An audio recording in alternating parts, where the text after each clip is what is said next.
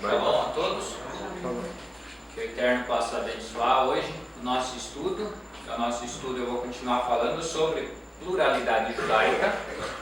Hoje eu vou, em 5 minutos, como o Ari e a Erlinda, a André não estiveram na última aula, eu vou fazer um rápido resumo, mas não se preocupem porque eu vou escrever tudo isso. Eu vou escrever, provavelmente vai dar umas 20 páginas, porque o que eu estou falando aqui é muito resumido, mas eu vou escrever que até o nosso Moré Mota aqui falou que seria melhor slide. Como a gente não está funcionando aí no Data Show, então eu vou escrever em forma de texto, organizado, vou fazer uma linha do tempo aí, só que vou fazer isso só depois de Pêssar, viu? Não estou sem tempo para fazer antes de Pêssar. E depois de Pêssar eu monto esse histórico judaico, vou colocar, porque são muitos nomes, eu falando aqui é difícil de gravar esses nomes. Então, por exemplo, a época dos Tanaítas, quem eram os sábios da época dos Tanaítas, quem eram os sábios da época dos Amoraim, dos Savoraim e tal, e tal, e tal. Então vai ter lá o que eu falei aqui, talvez, mas de forma mais detalhada. E isso vai o que fazer uma organização de estudo na nossa mente. Uma vez eu ouvi de uma pessoa muito sábia, ainda eu estava começando no meio judaico, e ela disse assim: olha, você quer estudar a história do mundo? Estude Daniel 2, o sonho que ele teve na visão da estátua lá, que você vai memorizar tudo de história. Então você começa a acoplar ali em quatro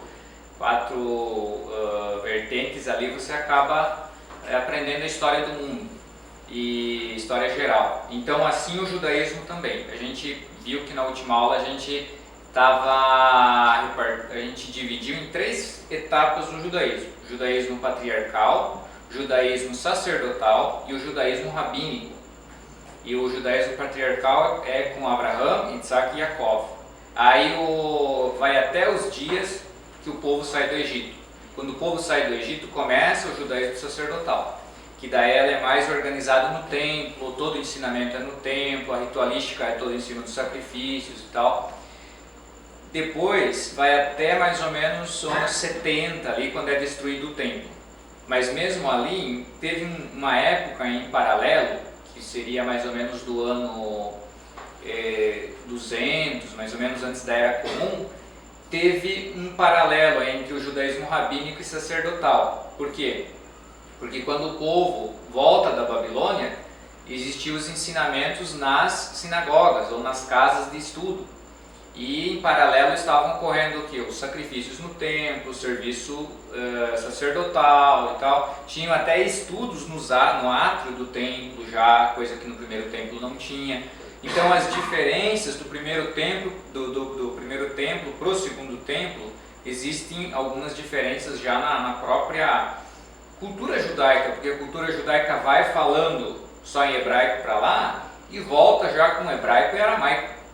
E hoje a gente vai ver que um texto de Miqueias, capítulo 5, versículo 7, ele se cumpre à risca nos nossos dias, se cumpre à risca no tempo que a gente está vivendo. Por quê? Porque o judeu hoje ele está em todas as partes do mundo, ele é como um orvalho realmente no mundo. E depois do ano 70 começa a se estruturar um judaísmo rabínico, mas um judaísmo mais puro. E a gente viu também na última aula que as ramificações do judaísmo começaram só a partir do século XVIII. E nós temos 4 ramificações do judaísmo, 4 em 5.000 anos, que a gente conta. Aí se você pegar outras religiões, quantas tem? Para ver quando é algo, por isso que quando a gente lembra quando Gamliel, lá no primeiro século, falou: se isso aqui é do Eterno, isso aqui vai prosseguir, se não for, logo passa. Então, quando vem algo no judaísmo, algo que é para acrescentar, ou algo que pelo menos muitas vezes o Eterno trabalha de forma que a gente não entende. Às vezes a gente olha para um reformista e diz: aquele se desviou. Mas talvez tenha algo muito pior, talvez ele ia se assimilar às outras nações, seria muito pior, ele perderia até a própria cultura dele. Ele nem iria reconhecer que teve familiares judeus e tal. E a gente vê o Mota morou nos Estados Unidos e sabe que a maior vertente lá é reformista.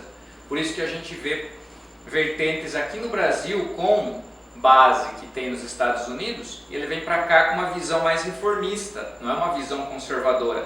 Aí, como o nosso judaísmo aqui, o que não é ortodoxo, ou não é mais, digamos, da linha tradicional, ele vai ser o próprio judaísmo messiânico. Existem linhas aqui no Brasil que são mais reformistas.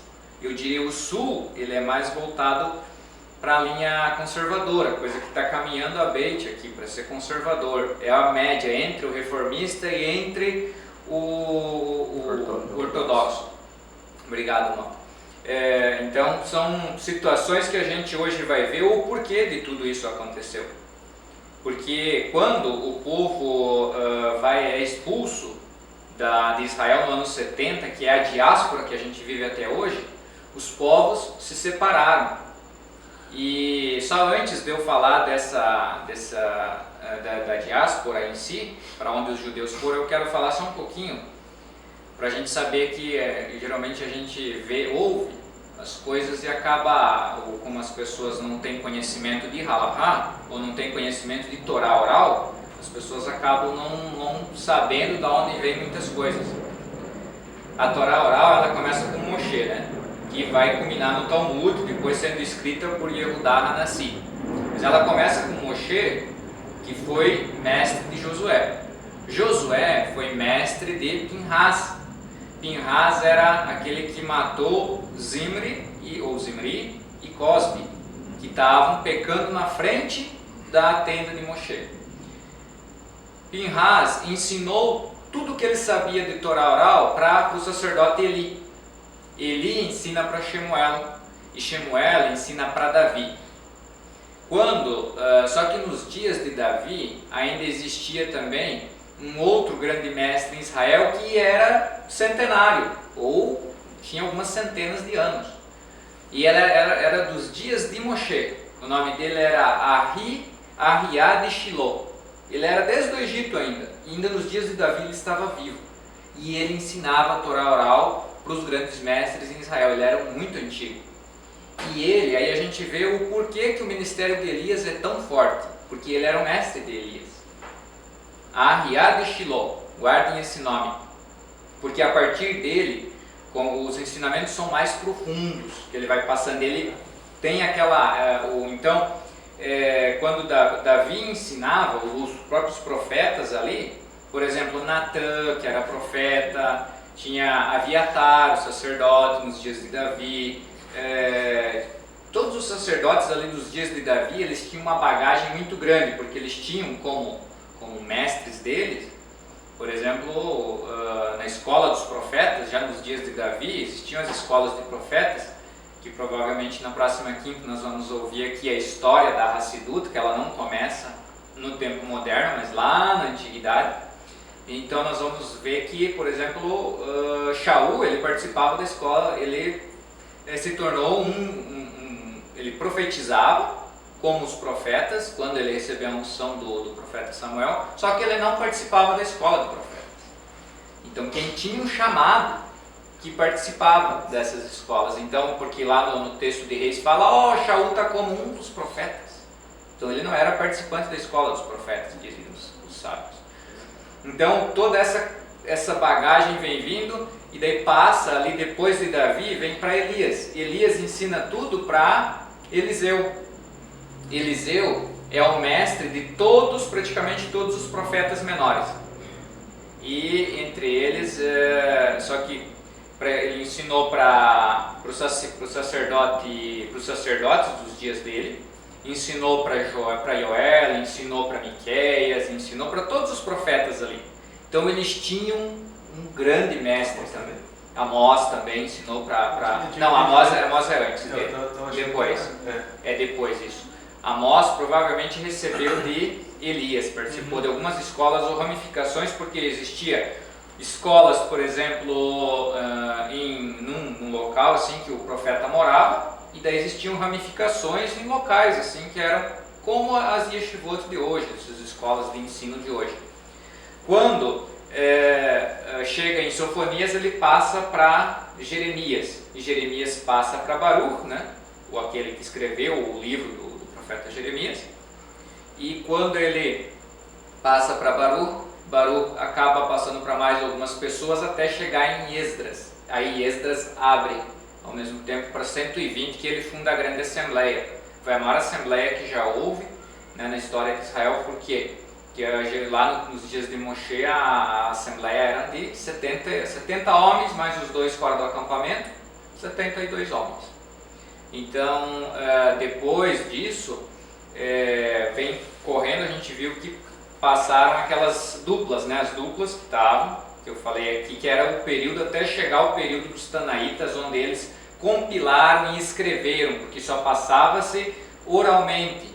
Só que a perseguição estava muito grande, então, por exemplo, a diáspora, quando ela estava começando a diáspora, quando Roma derrota, destrói o templo ali, captura Jerusalém e tal, acontece que os sábios levam todo o compêndio de escritos de Jerusalém para Yavne.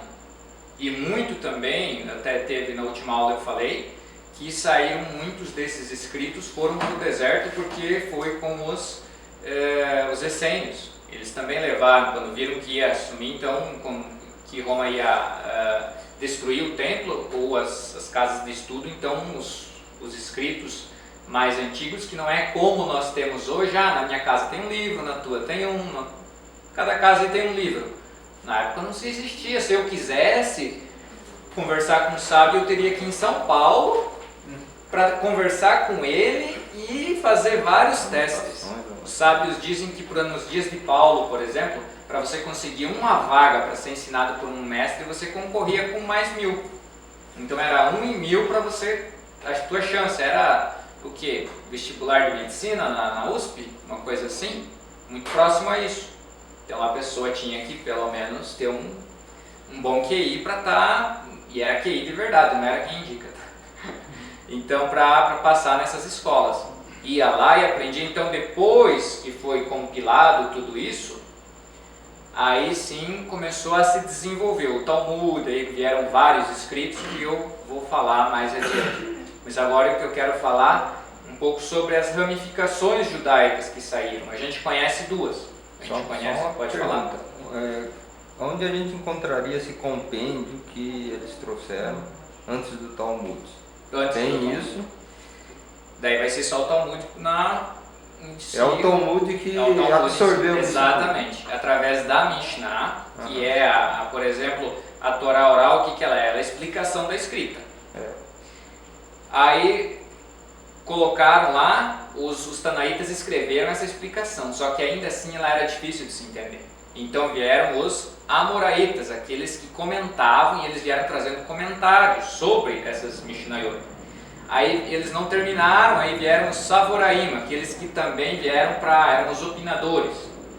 Eles vieram para terminar aqui, a obra do Talmud. Então até o ano 600 foi terminado.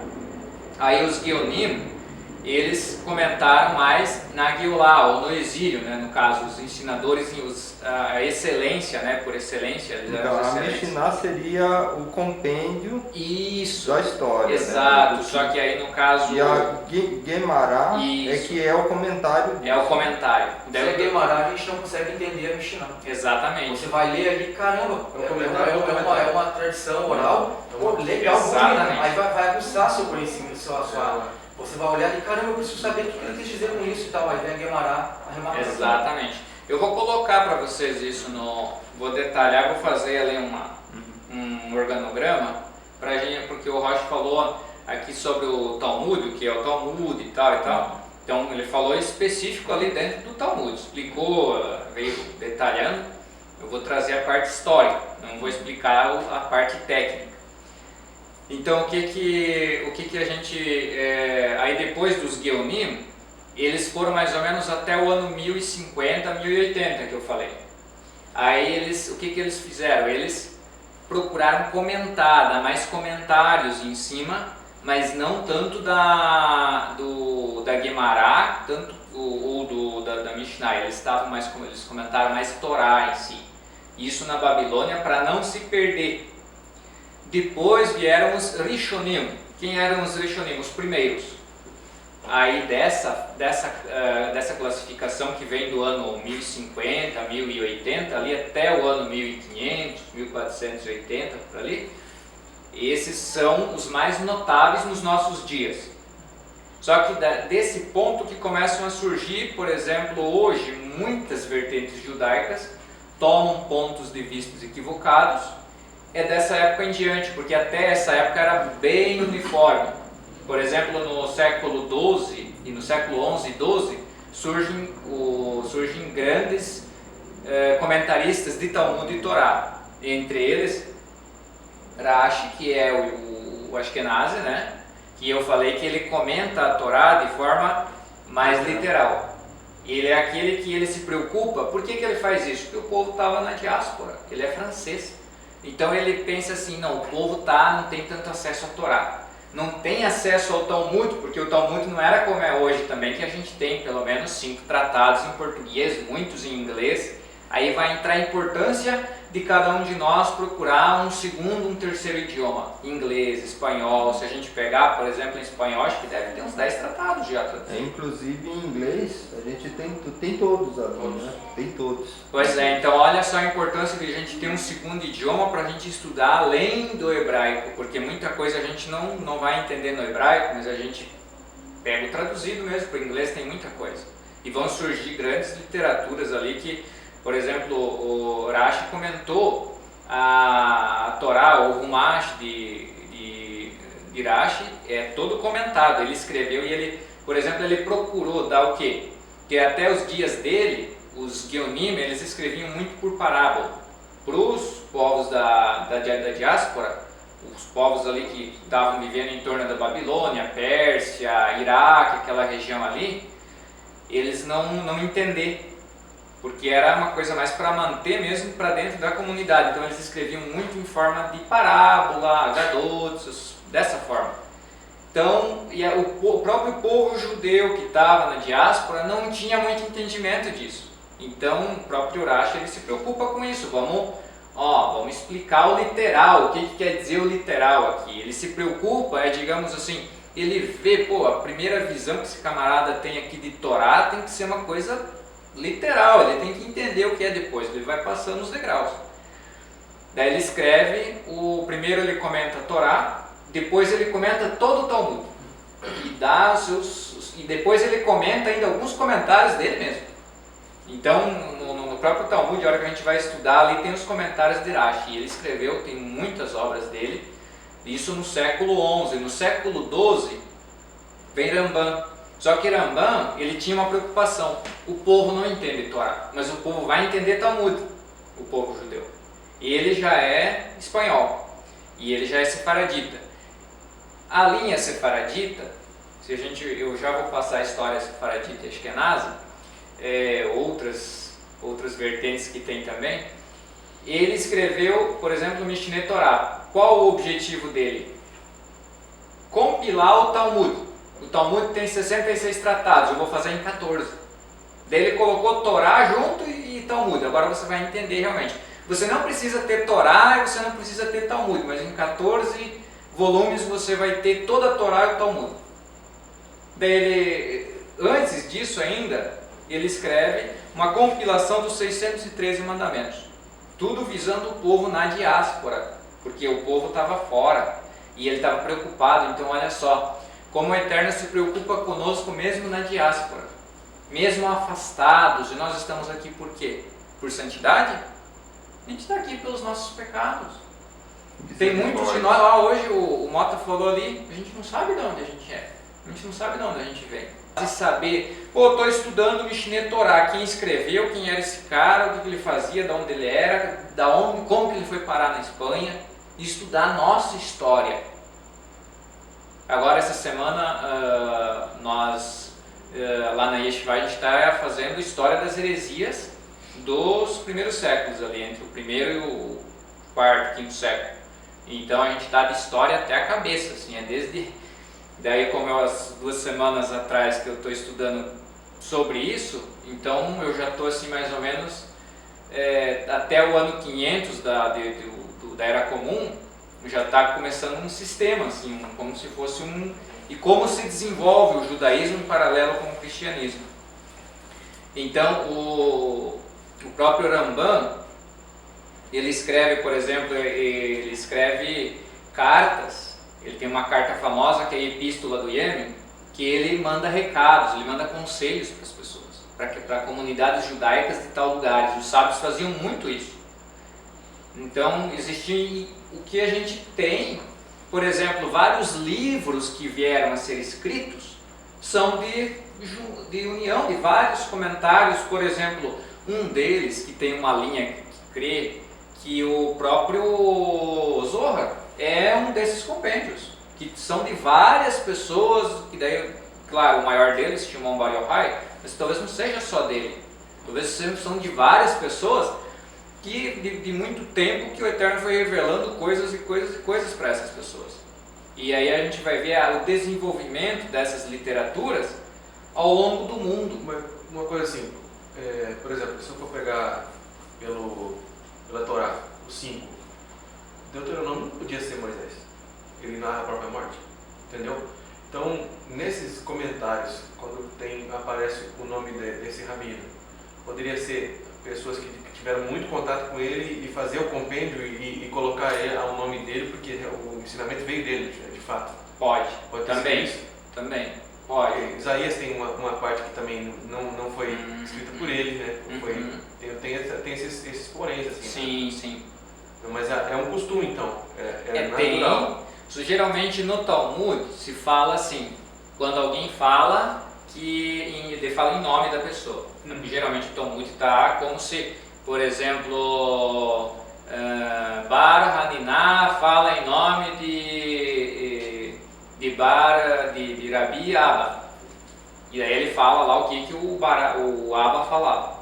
Então são muitas vezes ele está citando o mestre dele, ele nem está citando algo dele. E eles eram tão éticos nesse ponto que se alguém falou uma palavra lá, ele diz, falou em nome de tal. Então esses escritos, por exemplo, e as nossas traduções hoje, elas se perderam muito pelo caminho também. Porque, por exemplo, o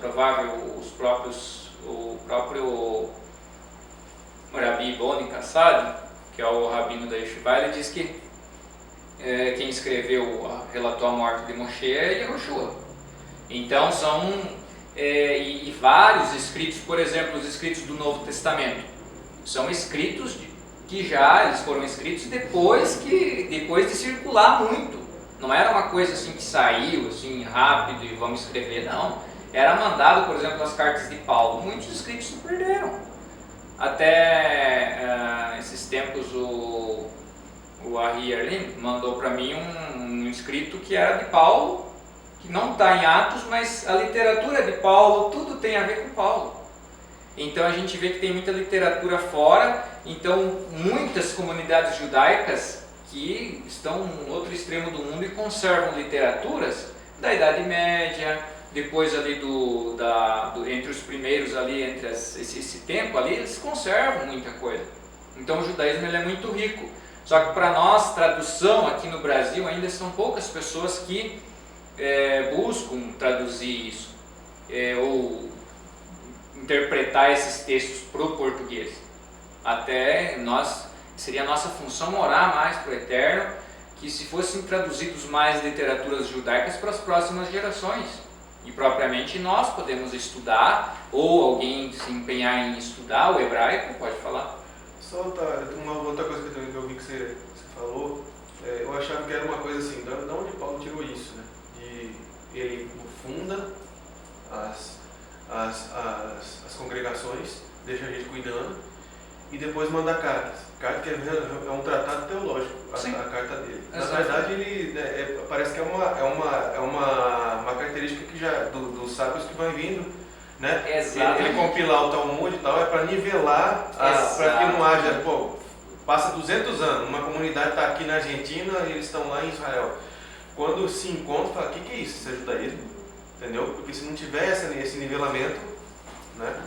Exatamente, o que você está falando por isso que quando a gente pega essas, digamos, a história em si, ou a própria cultura judaica, a gente vai ver que a gente vai entender que é o novo, assim dito, Novo Testamento, o Brit Hadashah, ou o Segundo Testamento, como queiram chamar, se a gente começa a estudar o Talmud, a gente acredita mais ainda na história do Novo Testamento. E a gente também acredita mais no Talmud. Uma coisa confirma a outra. Assim como o Talmud dá vazão para quem quer negar as coisas, nega. Agora, quem quer acreditar realmente, tudo vai confirmando, porque o Novo Testamento não se tem como entender sem Torá oral. Não se tem. Se a gente pega, por exemplo, as cartas de Paulo, o que ele está escrevendo, é realmente uma carta de um rabino escrevendo, não é um rabino que se preocupava, assim como Maimônides, assim como Rashi, como Nahmanides, que nos dias, também foi ali nos dias no século XII. Aí, subindo um pouco, a gente vai ver já na Idade Média grandes escritores também, que, por exemplo, o Tana, né? Schneur Zalman Deliade, né? O nome dele, do Tânia. A gente vai ver, por exemplo, o Baal Shem Tov, o mestre do Bom Nome, que esses já são racídicos, só que eles são ainda não tinha aquelas ramificações do judaísmo. Então, o que o judaísmo hoje, atualmente, nos nossos dias, ele se classifica em ortodoxo, que daí se ramifica em dois, ortodoxo e ultra-ortodoxo, o conservador, e o reformista e o reconstrutivista. Então, essas quatro linhas, que a gente também falou um pouco na última aula, que eu comentei que o ultra-ortodoxo, ele procura manter realmente aquilo que era desde os dias de Moshe, ele quer manter a literalidade de tudo, ele não quer perder um costume, nada, nem mexer de dedo. O ortodoxo, ele mantém a mesma linha, só que ele já não é tão isolado, ele não se isolou tanto. Aí o conservador, ele viu que o reformista aboliu tudo, então ele volta um pouco e diz assim, peraí, não é igual ao ortodoxo e não é igual ao reformista, mas é o meio termo. Eu posso pegar a Torá oral, o comentário ali, e trabalhar ele para o meu tempo. Eu não posso tocar shofar no Shabbat. Por que eu não posso tocar shofar no Shabbat? É como eu falei aqui. Eu não posso porque eu tenho que carregar o shofar, e se eu carregar eu não posso carregar nada no Shabbat. Não posso carregar mais. Então, e se eu deixar na sinagoga, eu já posso tocar? Aí pode, só porque daí alguém vai pensar que você carregou e tal. E daí vem uma série de regras que foi colocado cercas. E obedecendo a Torá oral também, porque a Torá oral fala, coloque em cercas. Só que não tanta cerca para ninguém passar, é só para proteger. Então, a gente entende que também é o zelo da Torá, o cuidado com a lei do Eterno. E daí a gente vê que, por exemplo, muitos se cansaram, estava pesado, eles resolveram jogar tudo. Então, a linha do meio, como as sinagogas aqui no Brasil tem, acho que a gente tem, por exemplo, a Rabada, ela é mais ortodoxa, né? Mas a gente tem, por exemplo, em Curitiba, uma conservadora, São Paulo tem uma conservadora, hoje no Brasil as messiânicas estão brotando como realmente as tendas de...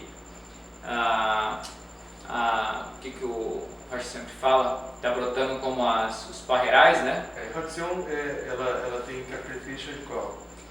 Do reformista. Ela é mais reformista. Ou ela de Curitiba? Ela é mais conservadora. Base com características ortodoxas, mas ela é conservadora. É a mais conservadora hoje no Brasil. Aí o Maurício lá em Joinville caminha para a conservadora, aqui está caminhando para a conservadora. Então, mais assim, digamos, o que é mais, digamos, volta mais para a cultura, implanta kashrut. Quem vem aqui, o que é a característica do conservador, ou de uma sinagoga conservadora? Ela não faz distinção. Ela ensina para todos o que está aqui. Se você está aqui, você está caindo orvalho, você pega se quiser. Então, agora, o que é o reformista? Não, o judeu, então deixa lá o judeu no canto dele, lá, ele tem que fazer isso, mas aquele que vem pode vir, mas fique no teu cantinho, não me enche muito as minhas paciências e tal. O ortodoxo eu não aceito, não adianta ir numa sinagoga ortodoxa, porque ele não vai, ele diz, eu já tenho os meus problemas aqui, uma comunidade judaica tem muitos problemas. Então vai chegar lá um gentio, eu chego lá, Para eles eu sou um gentil. Eu vou chegar lá, ele vai dizer para mim assim, mas o que tu quer fazer aqui? Volta lá pro teu mestre, lá pro teu Deus e tal. E ele não vai, se eu posso ir lá bater ano após ano após ano, talvez algum dia alguém tenha misericórdia, e se eu estiver varrendo a calçada da sinagoga, eu já tenho que bater palma e dizer, opa, entrei no seleto grupo que faz alguma coisa para a sinagoga. E dar uma palavra pode só se for segunda, terceira geração. Um milagre. Milagre, então é bem fechado mesmo, mas a gente entende também de um lado de um lado cultural e histórico, a gente vê que se eles não fizessem isso, talvez hoje a Torá teria também, não teríamos pureza de Torá, eles guardaram a Torá. E a gente louva a Deus pela vida deles também. Agora, uma sinagoga messiânica não tem como ser ortodoxa, né? Ela até tem, só porque no Brasil mas aí foi difícil. Tudo depende tudo depende do público-alvo. Você Por tem exemplo, Yeshua e você pode ser ortodoxo, pode ser ultra-ortodoxo. Exatamente. Depende do público-alvo. O grande Agora, ponto- no Brasil, meio complicado, né? O grande ponto para você, Não, então que, não que às vezes entendi. fica na minha cabeça assim, que eu tá no meio cristão e agora estou no meio judaico. Né? Ainda em evolução para descobrir a identidade daqui, inclusive, e tal, já está direcionando para conservadorismo, ótimo. Né? Para mim, acho que dentro do que eu vi era mais interessante. Agora, a questão do até que ponto, eu não sei se sefaraditas, você vai citar uma série de coisas, mas até que ponto, por exemplo, parece que entra meio em atrito. Eu estava observando assim a forma de conversão, as coisas, que até que ponto a gente não é, de maneira alguma, eu vi no discurso do Rocha, que foi passado para estudar e tal, não sei o que, no teu, de maneira alguma seja prosélito, né? Mas tem o id, né? Mateus, lá no finalzinho. E então, até que ponto dosar isso dentro do conservadorismo? Eu deixo chegar, aí eu cuido que está aqui e eu não chamo ninguém? Na verdade. Quinta que vem, só para poder Sim. terminar, Pode falar. Quinta que vem nós vamos abordar tudo isso. Exatamente. Ótimo. Não, Quinta só que vem. para saber, porque eu não sabia se estaria dentro dessas situações que Quinta você que ia vem citar. a gente vai abordar essa questão e abordar também a do Mota, que eu já entendi aonde ele quer chegar. Exato. Para nós não confundirmos o ortodoxo com aquele camarada que não crê em Jesus. Ou seja, se ele crê em Yeshua, automaticamente não pode ser ortodoxo. Pode ser. Então, mas o ortodoxo não quer dizer que ele vai para a lei de Moisés, única e exclusivamente. Não, eu acho que está mais Não, com o trato com a Torá, o Ele trato com pode o até, Talmud, ele é pode o até zelo. ir crendo em Yeshua, sem Exato. problema algum. É o zelo. A que única torna ele ortodoxo. única coisa que daí, por exemplo, o ortodoxo assume hoje, que ele não faz proselitismo, de forma alguma. E nós temos um chamado de Yeshua que nós temos que absorver quem vem. E até nós temos que levar, por exemplo, o Torá para as pessoas. É isso que... Por que eu falei de Miqueias 5:7, que chegaria o tempo que o povo do Eterno seria um orvalho em cada canto. E o que eu vou começar a falar agora é exatamente nesse ponto. E depois da diáspora, que foi destruído o templo em Jerusalém, e propriamente isso se acentuou mais depois da morte do Rabi Akiva, no ano 135, que daí realmente muitos se tornaram cativos de Roma. Roma trouxe alguns e deixou ali próximo ao rio Reno, na França. Daí houve uma perseguição ali, como eles eram muito perseguidos pelos bárbaros da época do Império Romano, eles migraram mais para o oriente da Europa, Alemanha, Polônia, Ucrânia, exatamente, foram para lá. E eles se tornaram quem? Os Ashkenazitas. Por que Ashkenazitas? Até Ashkenazi, porque Ashkenazi era um dos filhos de Yafé. Aquela terra era mais para Ashkenazi, ela foi destinada para Ashkenazi, foi de Yafé, o neto de Yafé, se não me engano. Eu vou confirmar isso se eu estiver errado, mas eu acho que é neto de Yafé. Então, bisneto de Noa, no caso. Eles foram morar na terra de Ashkenazi, então, que está mais próximo à Rússia. Então, quando eles vão morar lá, a cultura deles vai se moldando o quê? Mais ao oriente da Europa. E por que e ali começou a florescer e eles se enriqueceram ali. Por quê? Ali é uma região próspera, região de portos, região altamente desenvolvida. Então os judeus, com toda a sabedoria que têm, eles se desenvolveram muito e eles se tornaram uma comunidade extremamente ortodoxa, claro, e eles foram os que menos perderam, digamos assim, cultura judaica. Só que a gente sabe que diáspora é diáspora, seja ela babilônia, seja ela romana, seja ela grega, ela vai afetar em alguma coisa. O ambiente nos transforma. Quando eu vim do Paraná, eu era uma pessoa, hoje eu sou outra, porque o Mato Grosso transforma, a cultura do estado transforma, a gente está falando do mesmo país. Se a gente vai de uma cidade para outra, a gente já pega, antes de eu ir morar em Santa Catarina, eu não falava tu. Hoje o tu é presente na minha vida, era só você, o Paraná é você, Santa Catarina e Rio Grande é tu. Aí a gente vai pegando, e isso é cultura, a gente se habitua com o local. Então transporta isso para a questão religiosa. Você está aqui no Brasil, chegou, por exemplo, os judeus que vieram para cá. Realmente tem que ser uma comunidade, se você não fecha, e você não mantém, por exemplo, uma educação para os teus filhos, se você não mantém uma educação para jovem, o jovem aqui não tem com quem casar, você tem que ir na Europa atrás, senão daqui uns dias toda a comunidade se assimilou. Então o cuidado que os pais, que os sábios têm que ter com as comunidades fora é muito grande. O Ashkenazi, ele teve sucesso nisso, da forma que ele fazia, porque ele não foi muito longe, e ele pegou uma região onde não houve tanta perseguição até o Holocausto, até a Primeira Guerra. A coisa começou a enfriar para o Ashkenazi depois da Segunda Guerra, ali as cruzadas, passou ali, mas eles nas cruzadas, os cruzados não mataram tanto eles. Você está falando do leste europeu. Isso. Ali os esquadrões de... Isso, ali não pegou tanto. E o que, quando as cruzadas passaram ali, só quiseram os espólios físicos deles, só queriam dinheiro, propriedade e tal. Então, e eles se levantaram novamente. Então, chegou um tempo que, por exemplo, nos dias do Holocausto, foi você que postou um vídeo que eles estavam 65% assimilado, acho que é nazi ainda. Sim. Aí, por outro lado, também o Império Romano levou para o lado da Espanha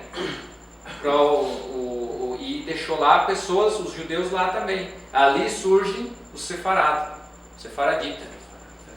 Aí quando leva para lá os judeus, ali eles também com uma outra cultura, uma outra forma, só que mais longe. E ali eles começam a viver entre os árabes, os bárbaros ali que estavam, os mongóis que estavam ali na época e tal. Então eles também, só que ali eles não levam tanta... A dificuldade deles é que ali tem mais perseguição, ali tem mais conflito. Os conflitos, por exemplo, Espanha, os mouros. Então, há muitos conflitos ali, eles não conseguem se desenvolver muito ali. E com o tempo eles são obrigados a fugir. Eles fogem, por exemplo, para a África, o norte da África, eles fogem mais vêm para Portugal com a Inquisição, até chegar no Brasil. Por que eles não... o que mais se assimilou no mundo foi os sefaraditas. Mas ao mesmo tempo eles por exemplo, em Portugal eu sei que meu avô falava das judiarias. Os guetos, igual tinha o gueto de Varsóvia e outros guetos, mas eles se fechavam, por exemplo, eles se assimilavam, eles tinham um contato muito grande com quem era de fora. Sim. Mas no ambiente familiar era outro papo. O que você está falando por exemplo, os marranos, que a gente conhece aqui no Brasil. Os marranos era uma comunidade de Portugal que eles se fecharam. Ficaram anos e anos fechados só para eles. E eles mantinham a cultura judaica. No dia que eles entraram em contato com o rabinato de Israel, dizem os historiadores, que os historiadores ficaram assim, os rabinos de Israel ficaram espantados, porque eles conservavam muita tradição, uma tradição pura, cultura muito pura. Só que eles não se assimilaram, eles se fecharam. Então hoje, por exemplo, eles são os grandes chefes do judaísmo em Portugal, que eles passaram a ser chamados marranos, justamente por eles não comer porco. Então aqueles marranos que são contra o porco. Então o resto, que vieram dos sefaraditas aqui para o Brasil, foram para a África, eles, por exemplo, muitos sefaraditas vêm de cultura árabe.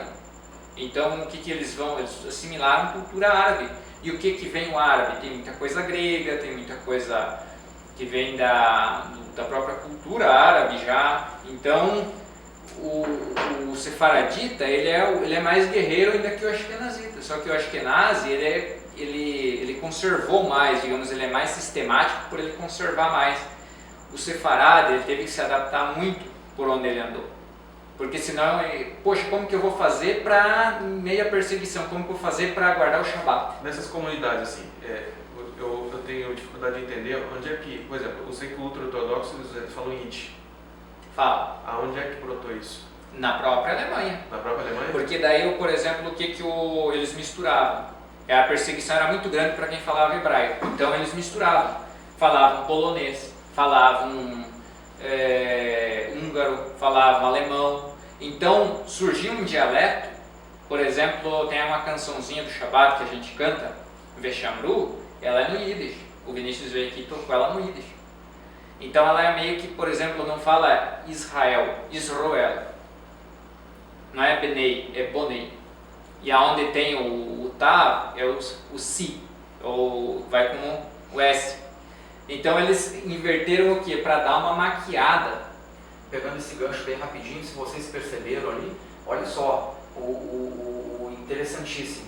Nós aqui, já nascidos no Brasil, estou falando de mim e do Davi. Tranquila, a diferença é de alguns quilômetros só de nascença, naturalidade. Aqui já na comunidade, se vocês notaram, eu deixei de pedir para ele abrir o Sidur e me citar a bênção das crianças, se vocês notaram. Ele também, senão ele vai entender agora o porquê, porque eu não estava entendendo nada. Aí depois que eu pensei, caramba, ele está lendo a bênção sacerdotal, pô. Aí quando eu me instruí, né, há uns 2 meses atrás sobre isso, né, para poder ministrar aqui com os irmãos e buscar também mais a minha origem, aí a gente vai entendendo, né, a cultura mais, isso é tudo na quinta que vem eu vou explorar, né, a cultura marroquina, por que o povo sefaradita é mais puxado para a cabala, em túmulos e tal, no bom sentido, é claro, ir lá para, né, enfim, nada com cultura ocidental, enfim, de acender vela para morto, isso aí, não é assim, falar com defunto, não é isso, aí tudo isso eu vou explicar semana que vem. O Ashkenaz, ele já é mais voltado, né, meticulosidade da lei, do Talmud, enfim, por que essas coisas acontecem. E aí houve também, logicamente, a questão do dialeto, a questão da fala, né, quem puxa mais, quem puxa menos, determinadas palavras em hebraico, enfim. Isso aí acontece quando você visita uma determinada sinagoga, Ashkenazi, por exemplo, o sefaradita vai, ou vice-versa, caramba, ele está em que parte, caramba, ele está ensinando Shema, puxa, coloquei meu talite, você vai perceber isso aí só quando o camarada se levanta e tal, volta para Jerusalém, você já sabe mais ou menos, entendeu? Isso aí aconteceu quando ele puxou ele pela primeira vez para fazer a bênção sobre as crianças e ver que a diferença é notória, totalmente notória, por quê? Porque ele é Ashkenazi, eu já sou sefaradita. Então você vê que nisso aí você vê a diferença de entonação, a diferença de fala. E nisso aí na quinta que vem eu vou frisar também. Por quê? Por incrível que pareça, o pessoal de Cuiabá estavam batendo cabeça, só que eu entendi. Entendeu? Batendo cabeça, sendo que os dois estão certos. E estavam se jogando pedra, degladiando. Por quê? Olha só o irmão ali, lendo errado e tal. Não, meu filho, ele está lendo certo, ele está lendo na cultura que ele é. Camarada é alemão, meu amigo. Entendeu? Ele está com Sidur sefaradita. Você está Ashkenaz, você está com separadinho. E o cara nem sabia disso. Caramba, meu Sidur ali, só que, puxa vida, olha o nível, entendeu? De entendimento, mas não estou menosprezando, estou vendo, caramba, eu tenho que começar um trabalho aqui do zero, neste ponto, entendeu? Para poder, se a pessoa vê ele, puxa, parece que o Rocha fala de uma forma, o outro fala da outra, não estou entendendo, não. Então, se você pedir para ele recitar agora, neste momento, o Birkat Kohanim, a bênção sacerdotal, e eu citar ao lado dele, você vai ver a diferença. Vai ver a diferença de palavras que às vezes você junta uma palavra na outra, entendeu? Você fez uma, que chama no português uma... Eu já vi isso. Você junta uma palavra na outra, pronto. Já o separadita já não, já vai separar um pouquinho, enfim, ou vice-versa, vai ter essa diferença. Uma bênção do Sidur, nunca que eu vou acompanhar esse camarada aí, Não dá, eu fico quieto aqui e tal, quando não dá, puxa vida, caramba. Já quando eu faço, se eu fizer, vocês se acompanharam desde o início aqui da noite, vocês sabem, né, como é um chamado e tal, mais separadito, digamos assim. Então tem essa diferença. Por que essa diferença? Por que essas coisas? Então tudo isso aí na quinta a gente dá essa... Pra que isso? Por fim, isso é importantíssimo, essas coisas que nós estamos falando aqui. É onde hoje as sinagogas estão batendo cabeça. Estão um brigando com o outro, sendo que os dois estão certos, estão corretos, só que falta esse estudo. Oportunidades que a gente está tendo aqui, a gente não tem, você não vai ter em nenhum outro lugar. Entendeu? De falar essas coisas e tal, porque às vezes a pessoa acha que tu já sabe, enfim, a preocupação é outra do rabino. Entendeu? A nossa não. A nossa preocupação é fazer as coisas de uma maneira equilibrada. Dar o ensino primeiro, isso aí já é da minha vertente. Separadito, por aí vai. Entendeu? Então isso aí, mais adiante a gente vai comentando. Entendeu? Essas coisas, por quê, da onde que veio isso. Beleza? E depois do ano 70, os judeus eles se foram para várias partes do mundo. Eu vou ter que ler aqui porque eu não vou lembrar tudo, tá? Os judeus, eu falei dos Ashkenazitas, né? Os Ashkenazitas e dos Sefaraditas, né? Os Sefaraditas a gente pega Espanha, Portugal, que são os Sefaraditas ocidentais. Aí os Sefaraditas orientais foram para o norte da África, foram mais para a região da Pérsia, ali eles passaram por lá, o Egito, propriamente o Egito recebeu, esses são os Sefaraditas, que eram de origem espanhola ou portuguesa, né? Inicialmente eram espanhóis, mas eles foram para lá e foram lá, muitos conseguiram envolver os outros judeus que eram de outras nacionalidades para se tornarem sefaraditas, e outros também foram assimilados por outros judeus. Então, mas a cultura sefaradita ela proliferou muito no Brasil, e tanto é que no Brasil aconteceu a primeira sinagoga das Américas, a sinagoga que era Kahal, sul de Israel, que é Rochedo de Israel, e até hoje ainda tem lá em Pernambuco. O primeiro rabino foi o Isaac Boab de Afonseca. Ele era holandês, no ano de 1637 ele chegou no Brasil, ficou 13 anos aqui, daí foi embora para os Estados Unidos com a perseguição, né, porque aqui também veio a perseguição da Inquisição. Ele chegou no meio daquele período de 70 anos inicial da colonização, né? É mais ou menos isso. Que não teve tanto problema para eles, né? E inclusive encontraram até um mikve com 7 degraus lá na sinagoga lá, e é eu acho que é um museu histórico hoje lá em Recife. Até o casal que mora aqui na casa embaixo, eu vou perguntar para eles um dia se eles não conhecem esse espaço lá, muito bonito lá pelas fotos que eu vi. Aí também a gente vê os judeus italquitas ou italianos, são outra vertente que não são os judeus sefaraditas, mais na região dos Balcãs ali, suíços ali, regiões ali no sul da Itália ali, tem os sul, se eu estiver errado, numa região ali próxima aos Balcãs ali da Itália, tem os judeus sefaraditas que também passaram por ali, mas esses judeus italianos, eles eram dos dias de Paulo, aqueles que moravam em Roma ainda. Então, eles também têm uma cultura um pouquinho diferente. Inclusive eu conheci um lá no sul que hoje está na Itália de volta. Ele tinha uma cultura, dali sai uma vertente muito forte, que eles se dizem ser do século VII ali, que surgiu aquela interpretação da lei sem Torá oral, que são os caraítas. E daí proliferou muito assim para os outros países também. Tanto é que no século VII, ali, na Idade Média, ali, os caraítas faziam muita frente e eles não acreditam em Talmud, não acreditam em nada, só Torá escrita, então, se quiserem pesquisar sobre o caraísmo, foi um movimento bem forte no judaísmo, hoje tem, mas quase sumiu também. Aí tem os judeus da Crimeia também, mais para o Oriente, judeus orientais ou levantinos, árabes que estão no Iraque, na Síria, no Líbano, no Egito. Esses judeus também são, esses ainda desde os dias em que ali dos primeiros séculos ali que eles foram. Por exemplo, judeus, tem os judeus mustarabes hoje em dia ainda, que nunca saíram da Galileia. sempre ficaram na Galileia. Então a cultura deles é uma cultura essencialmente judaica. Eles não têm nada, eles viveram entre os árabes e os drusos e acabaram não se assimilando, e hoje eles ainda têm a comunidade deles lá.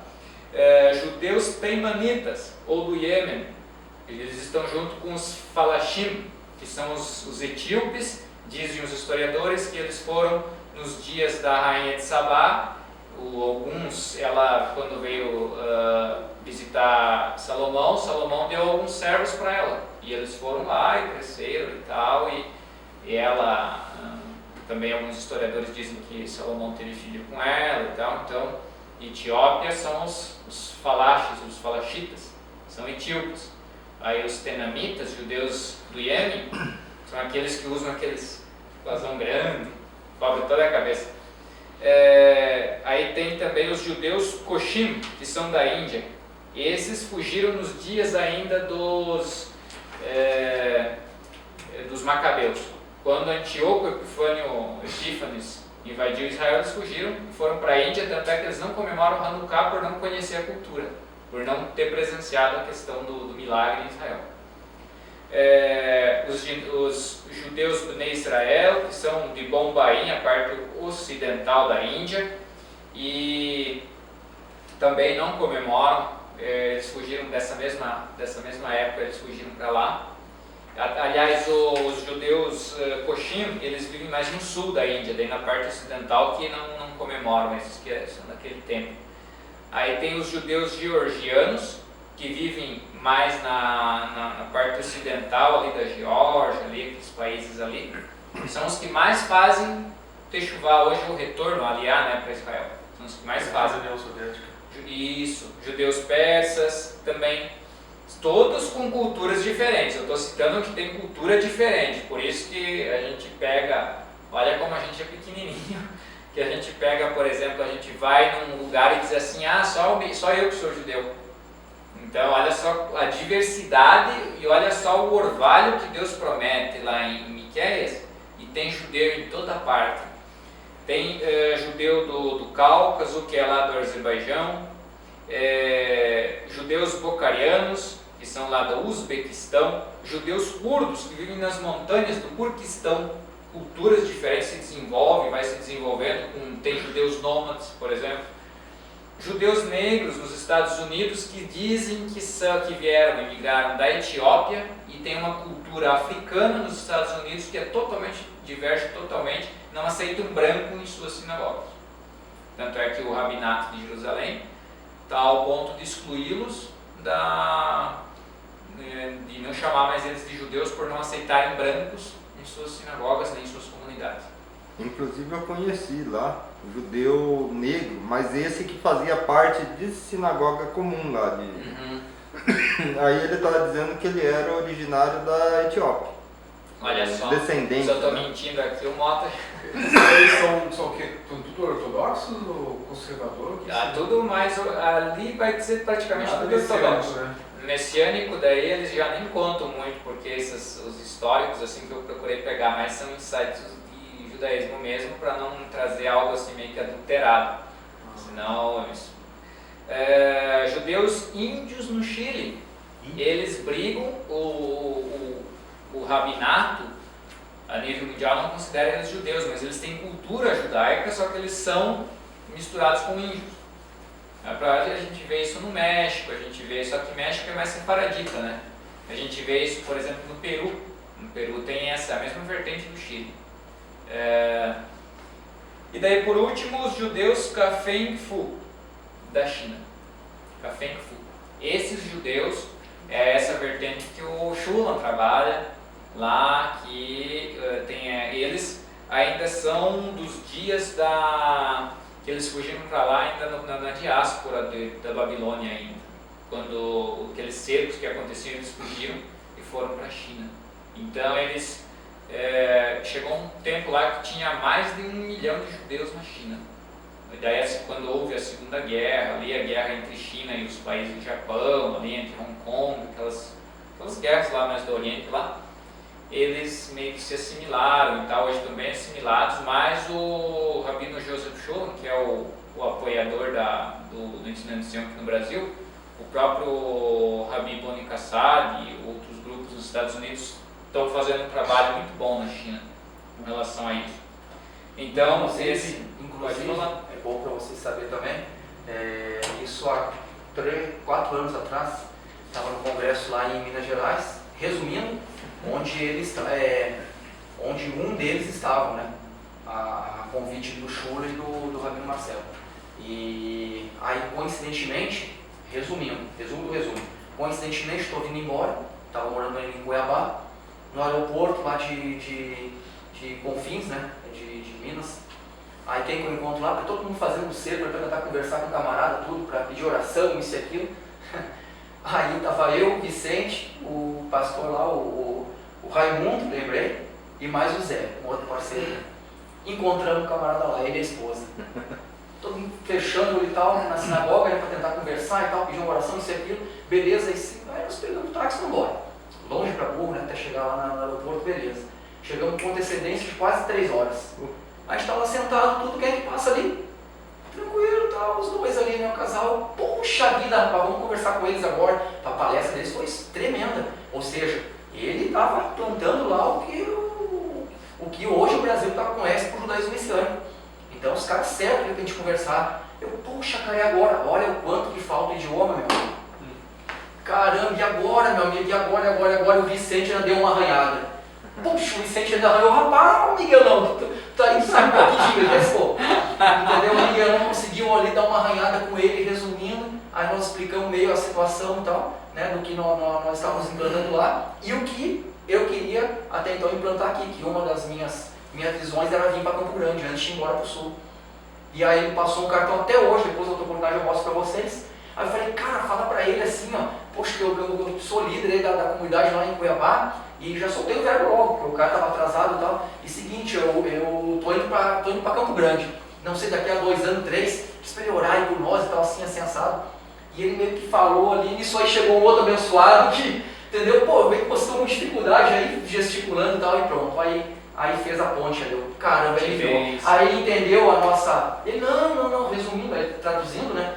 Não, tenho aqui quase 1 hora e pouco e tal. Ficou ali ele e a esposa, né? Nos abençoaram, deu um cartãozinho para nós, ele é como se fosse lá um pastor lá da comunidade. Ele falou, não, tu vai ter sucesso. Vai ter sucesso quando você chegar em Campo Grande, assim, assado, ele falando, né? Eu tinha narrado para ele, né? Aí você vai conhecer, uma pessoa vai procurar, vai tal, enfim. Era o que ia acontecer aqui. Aí a gente guarda essas coisas no coração. Eu vejo quando você comentou aí e falou de Shula, eu me lembrei. Aí caramba, o cara foi embora, eu não tive mais contato com ele, porque eu não sei como é que eu faço as ligações internacionais. Mais 555, 97, não sei do que e tal, caramba. E como que eu vou falar pro camarada se o cara vai atender lá em inglês? Eu tenho que ser totalmente versátil em inglês. Vamos tramar o inglês com ele. Então, tô com cartão dele, você vai lembrar agora, 4 anos já faz isso. E não é, rapaz, aí o cara vai embora e tal, com certeza orou, com certeza, né? Ele contando os milagres que o ministério dele era, digamos assim, era voltado para a operação de milagres através da oração. Aí eu falei, rapaz, ora por mim, ora pelo ministério, ora por Campo Grande, assim assado, ele, deixa pra mim, vamos começar desde agora. Ele falou com a esposa dele, já anotou na agenda, bem prestativo, foi embora. Ele nem sabe que depois de 3 anos, né, ou 3 anos depois nós estamos aqui, realmente uma pessoa me procurou no início, que nós, tremendo, meu irmão. No início nós estávamos aqui, ó, só saco de cimento aqui, e eu com uma lanterna aqui apontando, meio com vergonha, caramba. E aí justamente a pessoa nos procurou, conforme ele relatou, e nos ajudou, e hoje nós estamos aqui, ó, até com ar-condicionado. Então tu vê, então são coisas que a gente guarda no coração e às vezes não tem essa oportunidade porque a pessoa não vai, talvez, estar naquele contexto para poder te entender. E hoje chegou o contexto. Você entrou aí, então, tudo é profético, tudo vem, não sabe? Então a gente está aqui fruto de milagre, né, meu irmão? Exatamente. Vai seguir. Só para mim encerrar, eu vou passar para vocês, como eu já comentei também, alguns escritos, se vocês quiserem ao longo do tempo ir comprando, adquirindo, para vocês terem uma base nisso. Existem muitos livros e hoje a literatura judaica infelizmente está custando muito caro aqui no Brasil ainda, mas na própria internet, se você tiver uma boa base, eu não aconselho tornar o Google como seu rabino. Mas, se você tiver uma boa base, souber pesquisar e nas fontes corretas, você consegue muitas coisas boas. Isso aqui eu consegui parte disso em livros e parte na internet, em sites confiáveis, assim, que eu sei que não trazem... daí a gente vai vendo pela história, assim, que são sites confiáveis também, porque são sites mais oficiais, então, ou de sinagogas, ou de comunidades, coisas assim. Então, mas literaturas, que a gente tem literaturas muito antigas, por exemplo, o livro que o Roche sempre cita, que é A Ética do Sinai. Ali você vai pegar os ensinamentos puros daquelas duplas, dos Tanaítas ainda, dos Amoraitas ali do ano 200 ali. O próprio Talmud, se a gente for ver, a gente vai pegar, vai estudar coisa bem antiga, que é lá do ano 200, do ano 300, do ano 600 ali. Então são literatura para a gente estar tomando como base. Propriamente para a gente estabelecer doutrina, é muito interessante a gente, ou eu até hoje não tenho dado forma em todo o esqueleto do meu pensamento. Eu sempre sou aberto a estar acrescentando, tirando, colocando, mudando, porque às vezes a gente se equivoca porque a gente lê pouco texto e já cria uma ideia, uma pré-concebida daquilo, coisa assim. Então, quanto mais a gente apoia, às vezes a gente, mas no Talmud está falando isso, mas aquele rabino lá foi descartado, é melhor você ficar com, às vezes, a opinião da maioria, e daí você tem que ver se a maioria não foi influenciada por algo, então saber a história das coisas também. Saber a história de Israel é conhecer como também foi formulado, como se desenvolveu a teologia a respeito daquele mandamento, por exemplo, se a gente pega como interpretava um tal mandamento em tal época e como que se interpreta hoje. Mudou alguma coisa? Não mudou e tal e tal. Então, a gente tem a Torá escrita? Tem. Aí, como que interpretavam, como que Hillel interpretava isso? Você pode encontrar, tem literatura dele, no Talmud, os Tanaítas, vai ter muitos escritos de Hillel. Como que Shammai interpretava? Porque, como eu sempre falo pro Roche, eu já estou enjoado de ser enganado. Enjoado mesmo. Então, por isso que eu me obrigo, eu quero estudar, eu quero a verdade, eu não vou falar nada e não vou dizer que isso é verdade, que isso é mentira, que isso é isso e aquilo, até eu ler várias fontes, porque senão eu posso de novo estar afirmando algo que mais tarde eu vou ter que mudar de novo. Então é melhor, vamos deixar isso e nada melhor que estudar história. Estudar história você vai ter, por exemplo, eu quero estudar primeiro, uma das fontes muito confiáveis históricas é do Flávio José, a História dos Hebreus, do primeiro século ainda. Grosso, mas vale a pena. Tem a História de Jerusalém, do Shimon Shbar, também muito boa quanto a história política de Jerusalém, como Jerusalém passou desde a sua fundação até os dias de hoje. São vários escritos mais assim, Talmud, tem o Humash, comentado por Rashi, tem os escritos de Narmanides, o próprio Mishneh Torah, os 613 comentários do Ramban, né, do Maimônides. Narmanides, que é o Ramban também, tem alguns escritos, e o próprio Ramban, o Maimônides, o que era sefaradita, ele tem vários escritos, inclusive Epístola do Iêmen, que ele, por exemplo, para afirmar que Isaías 53, ele afirma lá, Isaías 53 é Mashiach. Aí hoje, por exemplo, o judaísmo não encara mais assim, mudou, mas, por exemplo, os 13 princípios da fé judaica que está no Talmud, aliás, que está no nosso Sidur, ali na página 39, por ali, aliás, na página 120, que está no Sidur, é de Maimônides, ele que compilou. Então a gente, por exemplo, tem orações que a gente canta aqui, que é do Rabi Akiva. Então tem a história de Rabi Akiva. Quando você está lendo, muitas vezes, o Roche já leu muito os faróis de sabedoria, e daí a gente pega o que com os faróis? Paralelos de como que está a história. Por que que o Tânia escrevia assim? Por que Ramban escrevia assim? Qual que era a preocupação por trás dele em estar escrevendo aquilo? Hoje, a nossa preocupação é divulgar, sair do zero, mas eles tinham que manter algo que já tinha. Então, qual que é o objetivo de tudo isso? Que a diáspora ela exige de nós muito estudo. E estudo em que sentido? Estudo desde lá de trás.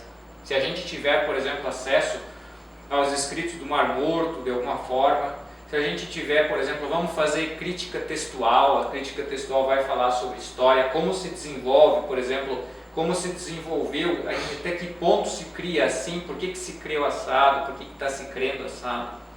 Então, várias, e para a gente ir formulando de forma segura. A gente aqui na BET, o Rocha, eu falo para o Rocha, conversa com o Vicente, conversa com o Malahi, com o Moshe da Sina, conversa com o Maurício, conversa com o Boni. Conversando, a gente diz assim, pô, estou pensando em fazer isso. Mas aí às vezes o Shaul vai dizer assim, não, mas você não acha que está contra esse mandamento? Às vezes a gente está com um pensamento assim, tão centrado naquilo que a gente não vê a heresia que a gente está criando. Então conversar é quase a mesma coisa que tomar conselho. Liga, sabe que tem um bom pensamento, sabe que busca o reino de Deus e não busca seu próprio interesse. Ah, não, eu quero que o Shaul pense que nem eu. Não, a gente viu aqui, tem judeu de todo lado. Se você vê um judeu chinês, ele vai ter uma cultura chinesa. Não vai querer, talvez o quipazinho dele é um chapéu, sei lá como que é o quipá de um chinês. Então são culturas e culturas. Tem gente que vai fazer talvez a Havdalah aqui dançada. E ele não vai estar errado. Talvez ele vai pegar, isso aqui é uma abertura de limites para a gente ter, e o que abrir a nossa mente e dizer assim, poxa, tem gente que pensa diferente por causa da cultura. Aí, mas eu interpreto esse texto assim. Ele deve ter pegado, por isso que é bom também ter o esqueleto da Torá em si sempre, porque muitas vezes em todas essas andanças de diáspora e tal, se desenvolveu muita heresia também, o nosso povo também foi afetado por isso. Senão não ia ter gente que... Por que a gente louva o ortodoxo, o ultra-ortodoxo por ele manter a linha reta? Porque ele preservou. O risco da gente estar fora é da gente não preservar e se assimilar, pegar heresias de outras nações e tal, e está trazendo. Mas também tem a riqueza, se você souber, como diz o Coach, sempre entrar no pomar e sair de lá de forma saudável, você sai com riquezas. Tem que saber entrar, tem que saber sair. Então todo esse compêndio de histórico do nosso povo, a gente tem que carregar, e junto a gente tem que estudar o quê? O desenvolvimento da religião local, para a gente também conseguir atingir, por exemplo, chega ali o irmão Lucas chega ali e ele é, digamos assim, um evangélico.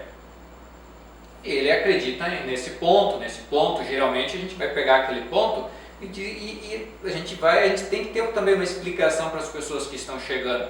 Então isso faz parte, todo esse estudo que a gente está dando aqui, que na próxima sexta-feira vai ser na próxima quinta vai ser o estudo da Hassidut, que é propriamente uma filosofia de vida, que tudo que eu falei aqui são coisas históricas. A própria diáspora trouxe, o judeu teve que se adaptar, mas num determinado lugar lá, alguém fez uma renovação de pensamento no judaísmo, ele veio aplicando a Torá de forma diferente.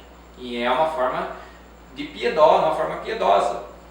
Então, existem 4 níveis de justiça. Existe o Hassid, que é o piedoso, existe o Tzadik, que é o justo, existe o Yashar, que é aquele que anda reto, e existe o Neemã, que é fiel. Então, na Bíblia está escrito que Moshe foi fiel em toda a casa do Eterno. Então, o nível dele está escrito sobre Abraham, sobre Noah, que eles eram homens retos. E também a gente vê que existem outros que eram justos, outros que eram piedosos. São níveis, só que são níveis e daí vai entrar a outra parte, que daí é o Benoni, né, que é o médio, e daí tem lá que é o Orachá, mas ele está lá tudo junto. Então a gente pega tudo isso, a gente tem que aprender a conviver com a diversidade no judaísmo. Toda comunidade tem todos esses? Talvez tenha, eu não sei se... Eu acho que de Tzadik para cima a gente não vai encontrar muito hoje. É complicado. Quantos são ao todo? 5? Os 4. 4. No sentido de comunidade, para nós aqui, acredito que vai ter mas a gente está mais para Araxá e Benoni, porque o quê? O tzadik já é alguém assim muito elevado. Não sei se aqui no Brasil a gente vai encontrar um tzadik mesmo nas comunidades ortodoxas. Ele realmente é muito elevado e ele consegue... Talvez dê para fazer um paralelo com as igrejas de Apocalipse. Talvez. É só se estudar. Então é uma questão que a gente vai vendo, que a gente vai convivendo com diversidade, vai aprendendo, vai buscando cada dia mais, e a gente desenvolve uma comunidade. A comunidade também precisa ter um norte. Se a gente disser assim, não, aqui nós pensamos numa diversidade e tal, não, a gente tem que ter um norte também. Se a gente não tiver um norte, a gente fica atirando para todos os lados sem alvo, então a gente não atinge. Está indo pro sul e nem sabe. Exatamente. Então tudo isso que a gente está tentando mostrar é também para dar um norte para vocês. Ah, eu sou da Hassidut. Amém, Hassidut, mas qual que é a linha? Rabat, Breslov, outras linhas que a Hassidut abrange. Mas tanto Breslov quanto Rabat é a mesma filosofia, a mesma. O objetivo é levar só que uma de uma forma mais feliz, outro alegre, espontânea, outro de uma forma mais ortodoxa, ali, mais séria. Mas são situações assim que a gente vai aprendendo. O judaísmo ele é muito rico, tanto culturalmente quanto espiritualmente. E cada dia mais a gente vai se desenvolvendo, se obriga a estudar, porque agora, a partir de agora, a gente já tem, poxa, eu estou estudando o que um Tanaíta falou. Ah, quem que é um Tanaíta? É aquele lá do primeiro século, lá depois de Hillel Shammai. Então nós vamos aprendendo, nós vamos aprender a situar o que eu estou lendo, de quem que eu estou lendo e que etapa ele escreveu. Então isso que é importante, a gente organizar os nossos estudos. Uma coisa que eu tenho aprendido com a Yeshiva é que o rabino não responde nada, né, Roger? Se não tiver na hora. Eu estou falando aqui sobre Kashrut, chega alguém e pergunta, e sobre a vinda de Yeshua? Não, é sobre Kashrut.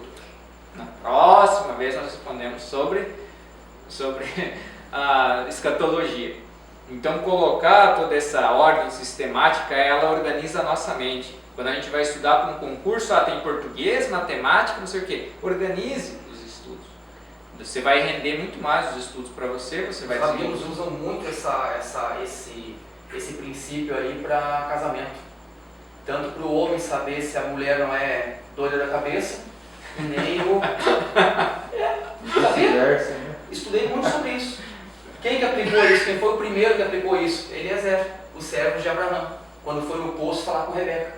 Eu vou fazer agora 3 perguntas para ela e vou esperar a resposta. Se ela me responder na ordem, pronto. Mente perfeita, mente boa. E ela não só respondeu na ordem, como foi uma grande tzadek, uma grande justa. Pronto, ela falou, poxa, essa aí é a esposa do meu patrão. Aí se você pegar a Torá escrita, lá em Bereshit, em Gênesis, você vai ler. Lá você vai ver as 3 perguntas que Eliezer fez e você vai ver a resposta.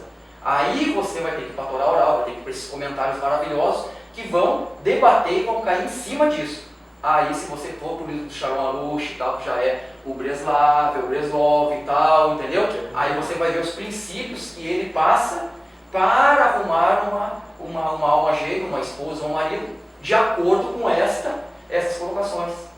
Deu para entender mais ou menos? Ou seja, é isso que ele falou, para organizar a mente. Aí a gente, sabendo disso, entendeu? Ou a nossa geração já, a gurizada nova aí, olha o quanto que é importante uma igreja que realmente está... Aí pega um jovem de 15 anos, 16, 17, 18, ouvindo essas pérolas, camarada, na mesma hora você está no restaurante, você já está. Um exemplo ali, conversando com um camaradinho ali, o cara, a menina já, né, bem esperta, a aluna já vai, fazer 3 perguntas para ele. Pronto. Aí daqui a pouco mais o cara muda da paulada para cacetada, muda do alfinete para foguete, esse camarada já era. Entendeu? Então é uma maneira também de você colocar o termômetro espiritual debaixo do braço ali do cidadão da cidade. Exatamente. É uma maneira, então, vê que, por isso que a gente encontra certos determinados judeus ali, por que o cara pensa assim? Porque parece que ele quer se excluir? Não, ele já está em outros carnavais, digamos assim, ele está sondando a tua e a minha mente antes mesmo de nós chegar e cumprimentar com o Shalom. Exatamente. Ele já vê, caramba, só pelo jeito desse cara, meu pai era assim, ele olhava pro cara e já sabia, esse cara é maluco. Só pelo jeito de caminhar. O cara veio pra... E eu aplico isso até hoje no exército. Quando me colocam lá para poder fazer aquela tal da... Como é que chama, gente? Os mais antigos fazem lá. O tal da... para recepcionar os recrutas ali. Aquela... Fazer a... Isso, a seleção. Aí, meu amigo, por incrível que pareça, eu sei que vocês não ouvem, mas eu aplico e dá certo. Ali sai. Ali, meu amigo, antes de chegar naquela conversa, naquele questionário, de 10 eu já eliminei praticamente 7 ou 8. Aí dos 2 eu vou pro questionário. Só pelo fato de caminhar, eles vêm de lá. Já elimino na hora, meu. Entendeu? Não vai ser mais ninguém. Na hora. Ou chega ali, ou o cara vem ali e tal. Entendeu? Já chega, já isso aqui, beleza, sentando. Pô, nem mandei ele sentar, cara. Chegou assim, no modo louco, tipo bicho, pô. Entendeu? Ou seja, mais a gente esse cara vai dar problema. Com um fuzil, vai dar um disparo acidental, entendeu? Você experiência, cabelinho branco, eu já sei onde vai chegar isso. Pronto. Entendeu? Aí você vai, entendeu? Mas mais ou menos, isso aí você aplica também na área espiritual. Entendeu? Você vê ele mais ou menos, pô, fazer uma pergunta. É isso aí que ele está falando. Exatamente. É isso aí que ele está falando, meus irmãos. Você está aqui dando uma explicação, pô, estou falando aqui de Chassidu e tal. Rocha, só um pouquinho. Pô, fala aí, a vida de Machir é hoje ou é amanhã? Pô, cara, estou falando de uma coisa, o cara lançou outra. Entendeu? E você vê que o cara, ele tá ali na sinagoga, mas ele tá, a cabeça dele ele tá para lá e para cá. Aí termina o culto, termina o serviço, tá, pô, foi uma benção, tá, foi uma benção. Pô, o que o Rocha falou e tal? Pô, nem me lembro. Pô, meu amigo. Entendeu? Então acontece. Então a gente isso aí não é menos, não, a gente tem que treinar nossa mente. E o judaísmo vai ensinar, é muito fantástico. Treinar, colocar como você falou, né? Como é que é? Uma ordem na mente. E propriamente o Sidur nos ajuda nisso, porque o Sidur ele vem da palavra Seder, né, que é ordem. A gente faz a oração da manhã, a oração da tarde, a oração da noite. Aí você começa a organizar, bom, o Shema eu recito de manhã à noite, mas a Amidá eu recito de manhã, à tarde e à noite. O Salmo 145 eu recito de manhã, meio-dia e à tarde. Da oração eu faço isso, da oração Então o calendário judaico, quando a gente começa a organizar a nossa mente, e a memorização é nada mais que uma organização mental. Por exemplo, tem gente que eu não consigo memorizar nem ABC. Mas é que a cabeça dela é uma confusão só, ela não consegue organizar nada. E tem gente que parece que carrega livros e mais livros e mais livros na mente. E tem gente que faz ainda leitura dinâmica e não consegue. Mas é uma questão de organização de pensamento. Se você pega, por exemplo, o calendário judaico, pode falar, Alex. Não, é que ele falou, parece que eu estou me vendo. Quinta-feira passada, como ele fala, foi violento, né? Aí eu falei pra Lana, coisa e tal, tá, me explica aí o que ele falou. Caraca, assim, foi muita informação, cara, foi muita informação que eu falei pra ela, não, deixa o cérebro parar de girar e acalmar. Eu vou te falando, fui passando por fase, acho que levou uns 3 dias, assim, 4 dias passando pra ela. É o que eu ia me lembrando, porque é isso aí, cara. E assim você vai pegar e conseguir organizar a Torá. Se você pega a Torá, 5 livros dividido em 54 dividido em 3, daí você começa a organizar os assuntos e ali vai indo. Daqui uns dias a tua Torá tá aqui, no teu coração. Tá descendo e você vai colocando para dentro isso. E assim a Torá, assim o Taná, assim os livros da Brit Hadashah, assim vão indo. E tudo na nossa vida é assim. Se a gente não organizar tempo, se a gente não organizar, a gente não faz nada. Tem gente que nunca faz nada, não tem tempo para fazer nada. Já viu que as pessoas que menos produzem são aquelas que têm tempo que poderia produzir muito mais? E tem gente que quanto mais trabalha, mais coisa ela faz e mais ela produz. Então ela produz praticamente, seria aquele 80-20. Um produz 80, o outro produz 20, mas e os dois comem a mesma coisa. Os dois ocupam o mesmo espaço. E qual que é? Se for um administrador já vai dizer assim, esse aqui eu não trabalho mais com isso. Então é uma questão que a gente tem que ter métodos de estudo também, senão a gente nunca vai crescer espiritualmente. Se a gente não faz, por exemplo, as 3 orações diárias, chega aqui alguém e diz assim, na Minha, o que ele está falando Minha? De sacrifício, será? Está mais perdido do que sai um tiroteio. Tem gente que esquece que é Shabbat. Então, a organização mental é importante para isso. E a forma que eu quero passar para vocês aquele escrito é para vocês realmente organizar na mente de vocês. Uma das coisas que eu notei quando comecei, o meu conselho, aí me direciona a palavra para cá e tal, mas se você tem, como de início, você tem que pegar um pouco de tudo. É isso. Porque se você enfiar em saber um negocinho desse, não tem fim. Eu tô vendo... Você vai entrando, vai entrando nisso, vai entrando naquilo, não tem fim, Midrash uma atrás da outra e não dá. Se você não tiver método para isso, você se perde, inclusive se cansa nesse negócio, porque eu falei assim, cara, não tive nenhum panorama e nem entrei profundamente nisso aqui, então estou frustrado. Eu senti isso uma hora. Exato. Aí eu falei, não, aí eu fui atrás, aí conversei contigo, e aí eu falei assim, assim, aí melhorou. Vai organizando, né? Não é que vai deixar as coisas de lado. Por exemplo, a Ética do Sinai eu não estou lendo. Eu estou me focando em aspectos históricos, isso, né, e para conseguir situar o pensamento da coisa. Mas isso que eu passei nessas 2 quintas-feiras eu vou escrever para vocês terem em casa, porque senão é só falando, nem daqui, se eu não ficar exercitando, daqui 6 meses eu também esqueço parte disso, eu já venho com isso há algum tempo, e volta e meia eu começo a recitar isso para a Radassa, e ela me ouve, então eu vou exercitando isso e vai ficando. Então vocês também podem conversar com as pessoas sobre isso, ou exercitar com vocês mesmos mentalmente. Então é uma questão assim que a gente precisa exercitar. E eu acho que seria isso, né? Aí na próxima o Rocha vai falar sobre a Hassidut mesmo, sobre o Shalom, Shalom, Alex, que o Eterno te abençoe.